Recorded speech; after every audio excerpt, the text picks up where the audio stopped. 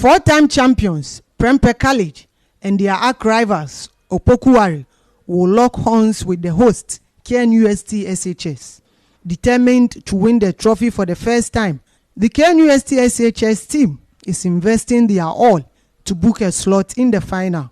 This is the second time the school has reached the semi-final stage. That feeling of excitement and that sense of being able to accomplish a task which over the previous years had been a being. So we feel elated. We are confident in ourselves and we are going to prove to the world that we can lift the trophy. Management and all students visited the team to give them morale and present undisclosed amount of money to boost their confidence ahead of the contest. You are champions. When somebody says, yes, we can, he was able to do it. So this is the time for yes, we can.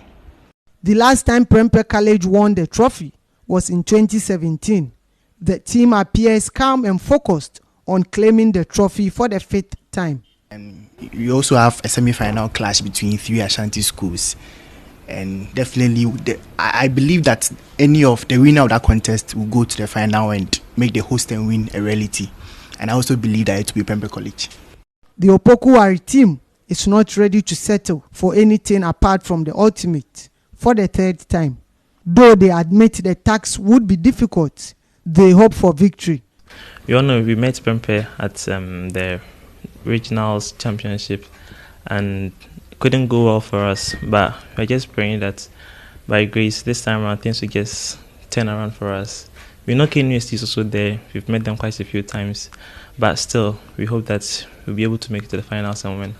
The Kumasi Derby, which will decide which host school will represent the city in the final, is billed to be the fiercest contest of the 2022 competition. Ibrahim Abubakar, TV3 News, Kumasi.